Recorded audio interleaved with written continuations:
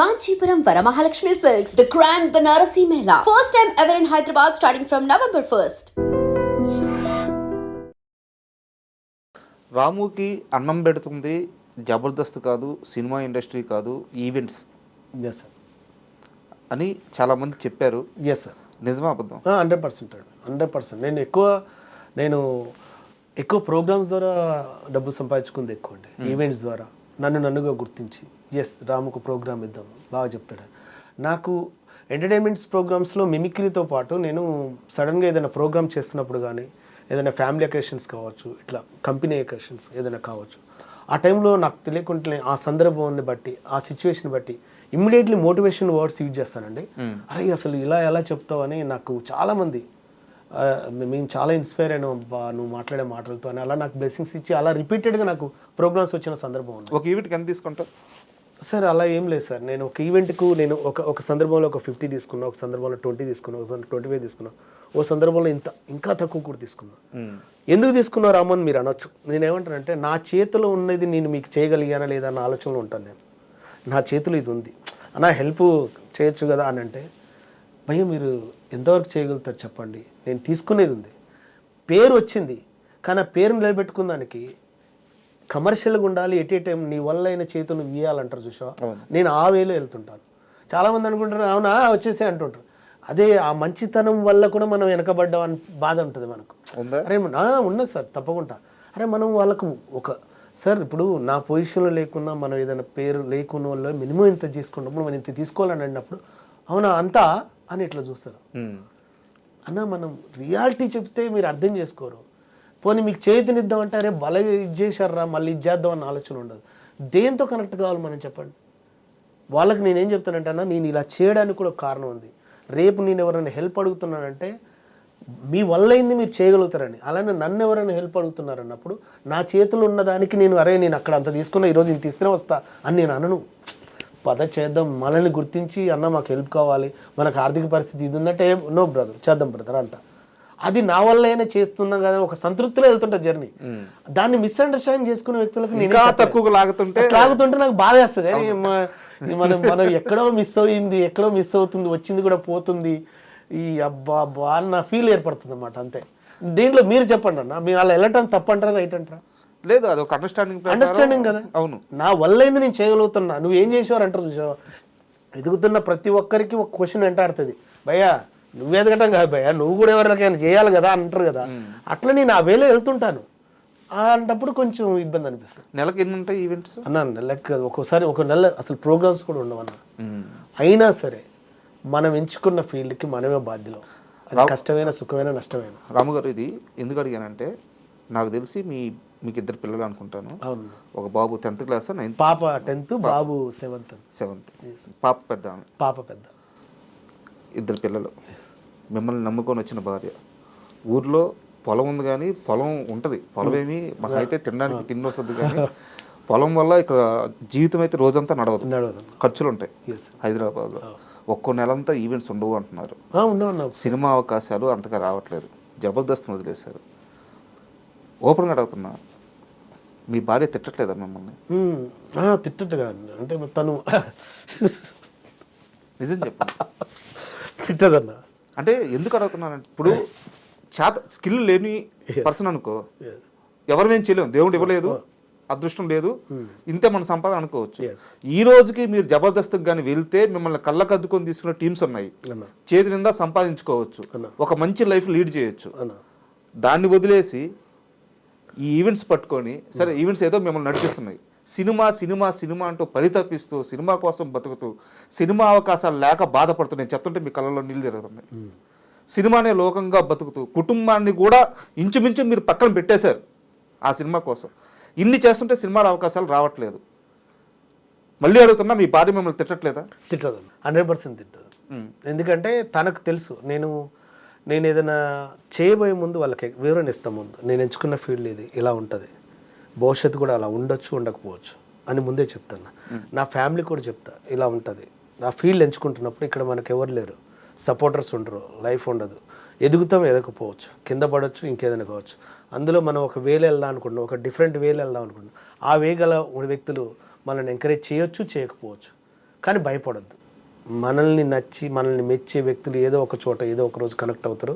ఆ రోజు మనం ఎంతైతే ఒక సిస్టమేటిక్గా వెళ్తున్నామో అంతకు మించి ఆన్సర్ వచ్చే రోజు వస్తుంది అనే ఒక బలమైన ఆలోచనలు ఉన్నాను తప్పితే నేను ఎప్పుడు భయపడినాను. ఎంత బలంగా అర్థం చేసుకున్నారా? మా భార్య అర్థం చేసుకుంటుంది. నా భార్య నా పిల్లలు కూడా వాళ్ళకి తెలిసిపోద్ది, ఎందుకు డాడీ అంత మంచితనం మా పాపే అంటుంటుంది. నా పాప అంటది, నా బాబు అంటాడు, ఏం డాడీ అట్లా ఉండద్దు కదా డాడీ, ఎట్లా ఎందుకుంటున్నావు అంటే, లేదన్నా మనమే మనకు సపరేట్ ఉండాలి, మనం వెళ్ళేది మనకు ఉండాలి, అట్లా ఏమనుకుంటారా, అందరం ఎవరిది ఆలో చూసుకుంటే మనం ఇతరులకు ఎట్లా అర్థమవుతాం, రొటీన్ లైఫ్ రొటీన్ వేలో వెళ్తున్నప్పుడు మనం ఏంటో మనకు ఉండాలి కదా అని అంటుంటా అంతే. గత 4-5 ఏళ్ల కాలంలో చేతిలో డబ్బులు లేక, నిజంగా ఇంటి అవసరాలకు కూడా డబ్బులు లేక బాధపడిన రోజులు కూడా ఉన్నాయా అన్న? ఇంటి అవసరాల కన్నా మస్తు సార్లు ఉంటుంది అన్న. ఇప్పుడు ఎట్లుంటుంది అంటే, మనం ఈ ఫీల్డ్కి సంబంధించి ఎలా ఉంటుంది అంటే, వచ్చిన డబ్బులు మనం రొటేషన్ చేసుకోవాలన్న, రాలేనప్పుడే దాన్ని రొటేషన్ చేసుకోవాలి తప్పదిగా. వచ్చింది కదా అని గర్వంగా ఫీల్ కావద్దు, రాలేదు కదా అని బాధపడద్దు అన్న. అలా ఉంటేనే ఈ ఫీల్డ్ ఎంచుకోవాలి. వచ్చింది దాచుకుంటూ ఇది చేయటమే అంతే. ఎందుకంటే ఇక్కడ ఎవరు బ్రదర్ నీ కళ్ళకు కనిపించినప్పుడు చప్పట్లు కొడతారేమో కానీ ఆ తర్వాత చేతినిచ్చేవారు ఉంటారన్న. ఇది వాస్తవం చెప్తున్నా. ఎందుకంటే మనం దాన్ని ఆత్మవిశ్వాసంతో ముందుకు తీసుకెళ్తాం, ఈ ఫీల్డ్లో ముందుకు ఎదగగలుగుతాం అన్న ఒక నమ్మకం ఉంటేనే రండి ఎవరైనా సరే.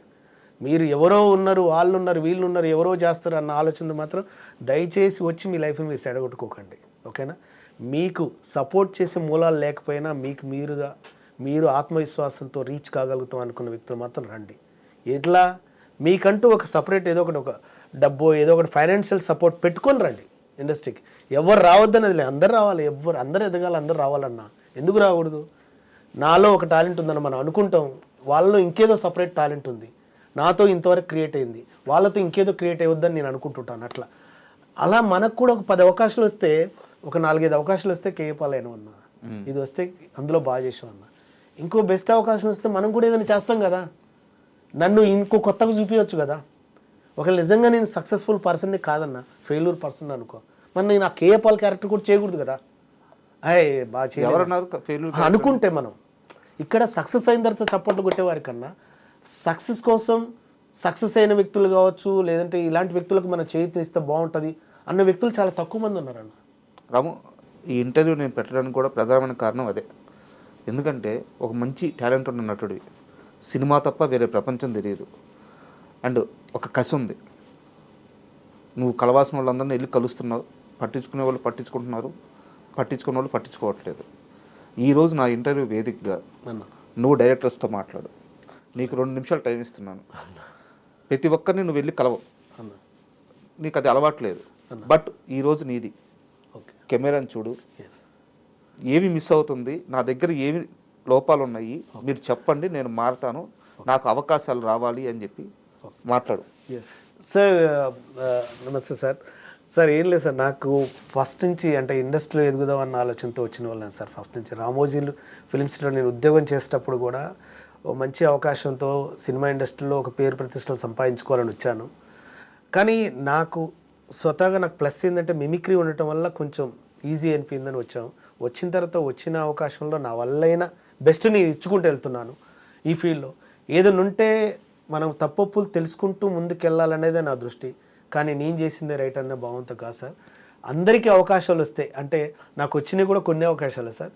ఇప్పుడు చాలామందిని చూడండి, ఒక 10-20 అవకాశాలు కాదు సార్, 100 అవకాశాలు వచ్చి 100 ఫుల్ లెంత్ క్యారెక్టర్లు చేసి కూడా అరే ఏం చేయని వాళ్ళు ఉన్నారు, ఏం పేరు రాని వాళ్ళు కూడా ఉన్నారు. అలా వచ్చిన సందర్భాలు కూడా మనకు లేవు. కాబట్టి మనలా గుర్తించి ఏదైనా అవకాశం ఉంటే తప్పకుండా నన్ను ఎంకరేజ్ చేస్తారని నేను అనుకుంటున్నాను సార్. అందరి దగ్గరకు వచ్చి వాళ్ళ టైల్ వేస్ట్ చేయడం కన్నా రెస్పెక్ట్గా వాళ్ళని పర్సనల్గా కలవడం, ఎప్పుడైనా మెసేజ్ పెట్టడం అలా ఇష్టం నాకు. అంతే తప్పితే మిమ్మల్ని డిస్టర్బ్ చేయడం నాకు ఇష్టం ఉండదు సార్. అందుకే అది నాది ఒక అప్రోచ్ అయ్యే విధానం రాంగ్ అయి ఉండొచ్చు, కానీ రాంగ్ ఉన్నా సరే నా ఆలోచన మంచిగా ఉంది అనుకుంటే మీరు సపోర్ట్ చేయండి సార్ ప్లీజ్. ఓకేనా సార్? Thank you. సూపర్. అప్పుడు కొంచెం ఎమోషనల్ చేశానేమో నిన్ను. లేదు, మీరు అడిగింది 100% వాస్తవం అన్న. అది ఎందుకంటే ఇక్కడ రోజు ఎన్నో అవకాశాలు వస్తున్నాయి, ఎన్నో అవకాశాలు పెరుగుతున్నాయి అన్న.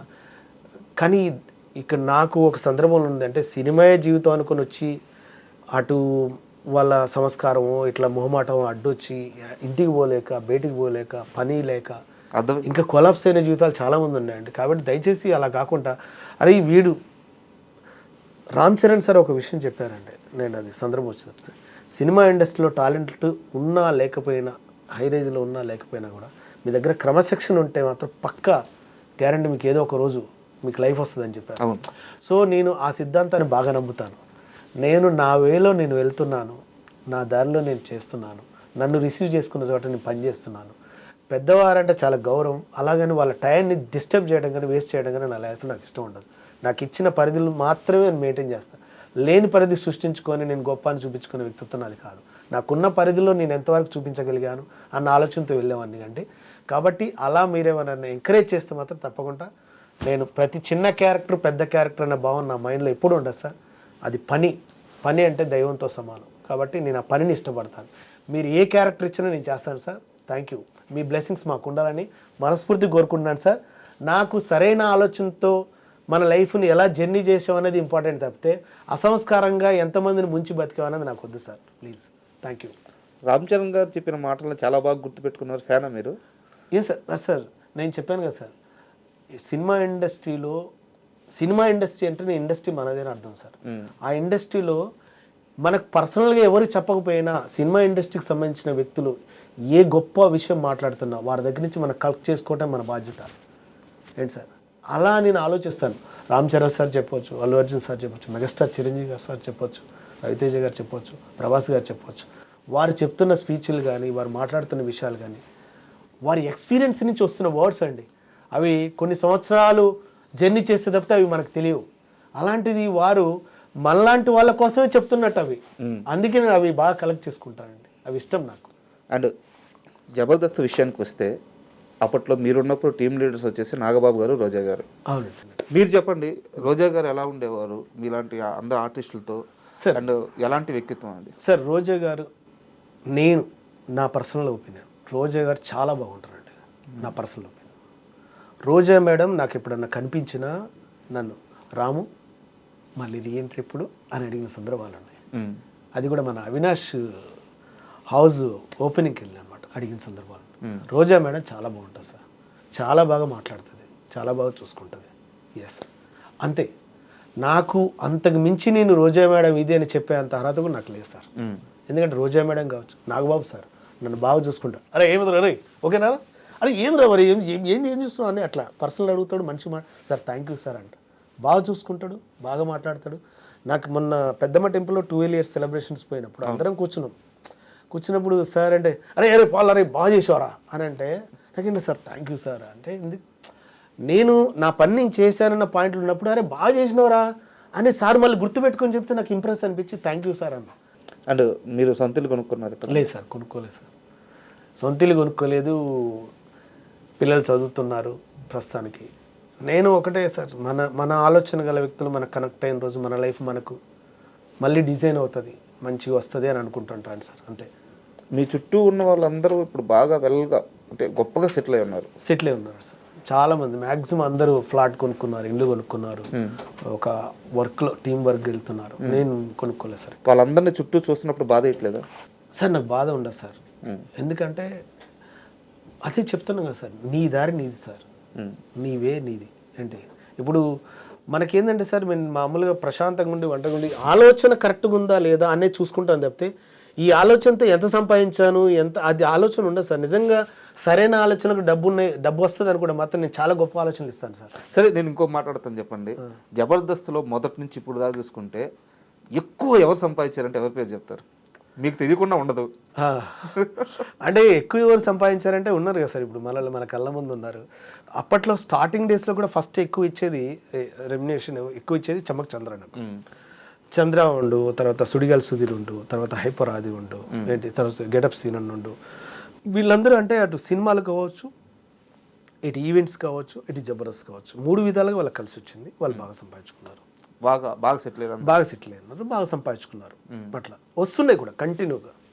చెప్తున్నాం కదా సార్, ఒక్కొక్కరికి ఒక్కొక్క టైం వస్తుంది. ఆ టైం వచ్చినప్పుడు గ్యారెంటీ వాళ్ళు దాన్ని కమర్షియల్ చేసుకుని ముందుకు వెళ్తుంటారు. వాళ్ళు ఎదిగారు, ఇంత సంపాదించుకున్నారు, ఇది అన్న అసలు ఆ భావం ఉండదు సార్ మనకు.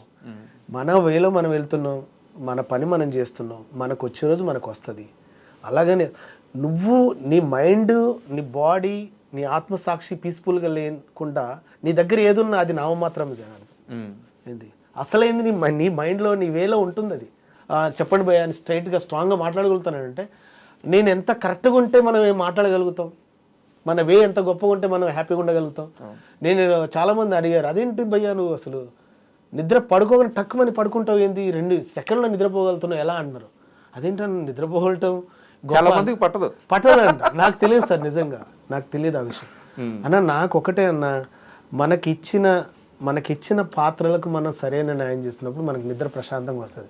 అది అక్కడ పడుకున్నా నిద్ర వస్తుంది, ఎక్కడ కూర్చున్నా ఈ క్షణం నిద్రపోవాలంటే వచ్చేస్తానని నేను అన్నా. అండ్ జబర్దస్త్ అనగానే ఇంకొక క్వశ్చన్ మాత్రం చాలా మందికి ఇప్పటికీ మిస్టరీనే. ఏంటిదన్నా? రష్మి, అనసూయ వీళ్ళిద్దరూ కనిపించిన ప్రతిసారి చాలా క్లోజ్డ్గా మంచి ఫ్రెండ్స్ లాగా కనిపిస్తారు. బట్ లోపల మాత్రం ఇద్దరి మధ్య కోల్డ్ వార్ ఉంది, చాలా రోజులు నడిచింది. ఒకానొక టైంలో ఇద్దరు ఒకరితో ఒకరు మాట్లాడుకోలేదు. ఓకే, ఇవన్నీ వినిపిస్తున్నాయి. ఓకే, నిజమా అబద్ధం? అన్న అది మనకు తెలియదు అన్న, ఎందుకంటే వాళ్ళిద్దరి మధ్యన ఉన్న కాంపిటీషన్ మనకు తెలియదు, వాళ్ళిద్దరి మధ్యన ఇబ్బందులు కూడా మనకు తెలియదు ఏంటి. కానీ ఒకే చోట వాళ్ళు వర్క్ చేస్తున్నప్పుడు అటు ఎక్స్ట్రా జబర్దస్త్ కావచ్చు, ఇటు జబర్దస్త్ కావచ్చు, కాబట్టి వాళ్ళ మధ్యన ఇది ఉంటుందానికన్నా మనం హ్యాండిల్ చేసే ప్రోగ్రామ్ మనం ఎక్కువ బాగా చేద్దాం అన్నది మాత్రం ఎవరికి వాళ్ళకి ఇండివిజువల్గా ఉంటుంది. నేను నా ప్రోగ్రామ్ని నా యాంకరింగ్ ద్వారా బాగా స్పార్క్గా ముందుకు తీసుకెళ్ళాలన్న ఆలోచన వారికి ఉంటుంది, వీరికి ఉంటుంది. ఆ పోటీ అయితే ఇద్దరిలో ఉంటుంది, తప్పకుండా ఉంటుంది అన్న. మీకు ఇద్దరిలో ఎవరితో ఎక్కువ యాక్సెస్ ఉంది? నేను ఫస్ట్ అనసూయ గారు ఉన్నారు, తర్వాత రష్మి గారు వచ్చారు. ఫస్ట్ అనసూయ గారితో మాట్లాడినప్పుడు నేను ప్రోగ్రామ్ చేశాను, రష్మి గారితో కూడా చేశాను. ఎలా ఉంటారు అనసూయ గారు? ఓకే సార్, వాళ్ళు చెప్తున్నా కదా సార్, నేను ఎవరి దగ్గరికి పోయి సార్ మేడం అది ఏమి ఉండదు సార్, తక్కువ. వాళ్ళు చాలా మంచిగా ఉంటారు సార్, మంచిగా మాట్లాడతారు, వెళ్ళి చేస్తారు సార్. ఏ పని చేసే వాళ్ళైనా, ఏ వర్క్ని, ఏ ప్రొఫెషన్ ఎంచుకునే వాళ్ళైనా మనం అక్కడ ఆ పని ఎంతవరకు అంతవరకే మనం చూసుకుంటాం, ఇది చేస్తుంటాం సార్, అంతే. వాళ్ళని పర్సనల్గా విమర్శించే స్థాయికి వెళ్ళకూడదు సార్. మళ్ళీ జబర్దస్త్లోకి వెళ్తారా, వెళ్ళరా? మళ్ళీ జబర్దస్త్లోకి వెళ్ళండి సార్, వెళ్ళండి సార్. అసలు సార్ జబర్దస్త్లోకి వెళ్ళేటట్టయితే నేను వెళ్తున్నా అని చెప్పి వెళ్ళండి సార్ బయటికి, ఓకేనా సార్? నేను జబర్దస్త్లో వెళ్ళేటప్పుడే నేను ట్రై చేస్తాను, వచ్చాను. వచ్చినందుకు వీడేదో వెళ్ళాడు, ఇదేదో విమర్శించి వెళ్ళాడు అని ఆలోచించుకునే వ్యక్తులకు నేనేం చెప్పను. ఏదో జబర్దస్త్ని వదిలేసి పెద్ద అన్నట్టుగా వెళ్ళాడని ఒక నెగిటివ్ సెన్స్ ఆలోచన వ్యక్తులకు నేనేం అన్నారా? అలా కూడా అన్నారా? నెగిటివ్ సెన్స్ ఉంటుంది సార్, కామన్. చాలా మందికి ఉన్నది, ఎందుకు వెళ్ళిండో తెలియదు అని అంటుంటారు. పెద్ద పోటుగా ఏ అన్నో వ్యక్తి మనకేమైనా చేశాడా, మనకేమైనా ఇచ్చాడా, మనకేమైనా సపోర్ట్ ఉంది, పేరు చెప్పొచ్చు వ్యక్తి అట్లా కదా సార్. అట్లా అనుకునే వ్యక్తులకు అంటున్నా, మస్తు మంది ఉండరు. ఎందుకు sir, for example Jabardasth group ఇప్పుడు ఉంది సార్, గ్రూప్ ఇప్పటికి కూడా ఉంది గ్రూప్. ఆ గ్రూప్లో నేను ఉండను. అంటే గ్రూపు లేనేంది అన్న సెన్స్ చెప్తారు, జనరల్గా చెప్తున్నాను. అంటే ఉండరా అంటే మిమ్మల్ని యాడ్ చేయలేరా, మీరు బయటకు వచ్చేసారు బేట్ల గ్రూప్లో అసలు నేను ఉండను. యాడ్ చేశారా చేయలేదని కూడా నేను చెప్పను. ఫర్ ఎగ్జాంపుల్ చెప్తాను, అంటే ఏంది భయ్యా మీరు ఇలా మాట్లాడుతారంటే, నేను చెప్పేది వాస్తవం చెప్పి నేను ఇచ్చేయనా, దాన్ని ఏమైనా చేసుకుందామా? కాదు కదా. అందరం ఒకటే టీం, అందరం ఒకటే ఎదగాలనుకుని వచ్చిన వాళ్ళే, అందరం ఇంట్లో బాయ్ చెప్పి వెళ్తున్నామని వచ్చిన వాళ్ళే. అందరూ ఎవరి లైఫ్ వాళ్ళకు ఉంటుంది కదా. మీకు వీలైతే ఒక సపోర్ట్ చేయండి, అంతేగాని ఎదుటి వాళ్ళని విమర్శించకండి అనే చెప్తున్నా స్ట్రైట్గా. అలాగని నా లైఫే గొప్ప అనుకోకండి, మీతో పాటు మీ పక్కనున్న ప్రతి కుటుంబం కూడా ఇంపార్టెంట్ అన్న విషయం ఆలోచించండి దయచేసి, ఓకేనా? అంతే. ఓకే రాము గారు, చాలా థ్యాంక్ యూ. ఎందుకంటే చాలా రోజుల నుంచి మిమ్మల్ని ఇంటర్వ్యూ చేయాలనుకుంటా ఉన్నాను, మొత్తానికి టైం ఇచ్చారు, చాలా విషయాలు చెప్పారు. ఇకపై మీరు ఏదైతే కోరుకుంటున్నారో ఆ పాత్ర సూపర్ సక్సెస్ అవ్వాలని మనస్ఫూర్తిగా కోరుకుంటున్నాను. Thank you sir, thank you so much. మీ యొక్క ఐ డ్రీమ్ ఇంటర్వ్యూ చేసి కూడా నాకు మరిన్ని అవకాశాలను మనస్ఫూర్తిగా కోరుకుంటున్నాను. దయచేసి అంటే నాలాంటి వ్యక్తులు నేనే కాదు, నాకన్నా చాలామంది ఉన్నారు, అలాంటి వ్యక్తులకు కూడా మీరు చేతినివ్వండి, నాకే కాదు అందరికీ ఇవ్వాలని మనస్ఫూర్తిగా కోరుకుంటున్నా. Thank you.